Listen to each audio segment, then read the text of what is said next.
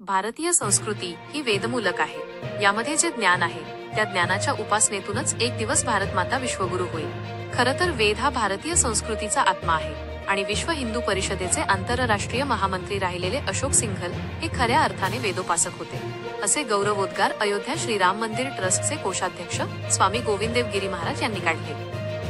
विश्व हिंदू परिषदेचे संस्थापक सदस्य तथा श्री राम जन्मभूमी आंदोलनाचे अग्रणी अशोक सिंघल यांच्या पुण्यतिथी निमित्ताने भारतात्मा अशोक सिंघल वेद पुरस्कार दरवर्षी प्रदान केले जातात। व्यासपीठावर सिंघल फाउंडेशन मार्गदर्शक रवींद्र मुळे, सिंघल फाउंडेशनचे मुख्य विश्वस्त संजय सिंघल आणि सलील सिंघल उपस्थित होते। कलाकार, खेळाडू आणि साहित्यिक यांचा या समाजात नेहमीच सन्मान केला जातो। मात्र वेदांचे जतन आणि प्रचार करणाऱ्या वैदिक विद्वान वैदिकांचा मात्र विचार होत नाही। वैदिक विद्वान सर्वात जास्त काम करतात, म्हणूनच भविष्यात वैदिक विद्वानांचा आदर करणे आवश्यक आहे। वैदिक विद्वान हे राष्ट्रीय कार्य करत आहेत, म्हणून वैदिक विद्वानांचा आदर करणे म्हणजे राष्ट्राचा आदर करणे आहे, ही भावना गोविंदगिरी महाराज यांनी व्यक्त केली। परमश्रद्धेय श्री अशोकजी सिंघल यांच्या स्मृती प्रित्यर्थ सिंघल फाउंडेशन तर्फे दरवर्षी वैदिकांना काही पुरस्कार दिले जातात। या पुरस्कारांचं नाव भारतात्मा अशोक सिंघल वेद पुरस्कार अशा प्रकारचं आहे आणि सिंघल परिवार याच्याकरता अत्यंत प्रयत्नपूर्वक संपूर्ण देशामध्ये अगदी व्यवस्थित पद्धतीनं शोध घेऊन सर्वोत्तम छात्र कोण, सर्वोत्तम अध्यापक कोण, सर्वोत्तम वेद विद्यालय कुठलं आणि ज्यानं आपलं जीवन वेदांच्या करता समर्पित केलंय अशा प्रकारचा एक वैदिक विद्वान कोण, अशा प्रकारचा शोध घेऊन या शोधाला पण अगदी प्रोफेशनल पद्धतीनं 2 महिने तरी लागतात, ते सगळं करून त्यांची निवड केली जाते आणि 3 पुरस्कार दिले जातात। सर्वोत्तम वैदिक विद्यार्थ्याला 3 लाख रुपये, सर्वोत्तम वैदिक अध्यापकाला 5 लाख रुपये, सर्वोत्तम वेद विद्यालयाला 7 लाख रुपये आणि सर्वोत्तम जीवन गौरव पुरस्कार म्हणजे ज्यानं आपलं जीवन वेदांच्या करता व्यतीत केलं त्यांना 5 लाख रुपयांचा पुरस्कार।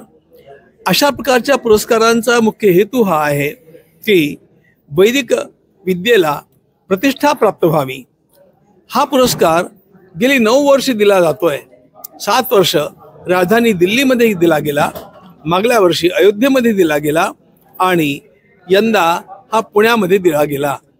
या पुरस्कारामध्ये आसेतु हिमाचल भारतवर्षातल्या सगळ्या वेदविद्येच्या सोबत संलग्न असलेल्या विद्यार्थ्यांचं संस्थांचं घुसळण होतं आणि त्यातून जे यशस्वी ठरतात त्यांना हे पुरस्कार दिले जातात।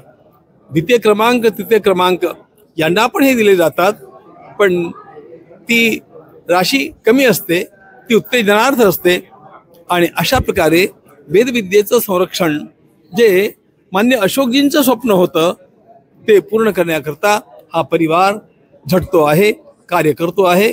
सिंघल फाउंडेशन तर्फे हे पुरस्कार दिले जातात। यंदाच्या पुरस्काराचं सर्वात मोठं वैशिष्ट्य म्हणजे या पुरस्कारांच्या वितरणाकरता पूज्य आचार्य प्रद्युम्नजी उपस्थित झाले होते। पूज्य आचार्य प्रद्युम्नजी हे अत्यंत श्रेष्ठ वैदिक विद्वान, व्याकरणापासून सगळ्याच वैदिक शाखांच्या मध्ये त्यांचा सगळीकडे विमुक्त संचार असतो आणि सामान्य लोकांना कळण्याच्या दृष्टीनं बोलतो। आपले पूज्य स्वामी रामदेवजी महाराज जे आहेत ते त्यांच्या तालमीत तयार झालेले आहेत। हे पूज्य रामदेवजींचे गुरु आहेत आणि त्यांच्या उपस्थितीमुळे हा कार्यक्रम अत्यंत भारदस्त झाला आणि समर्पक हातानं हे पुरस्कार वितरित करता आले, याचा मला समाधान आहे।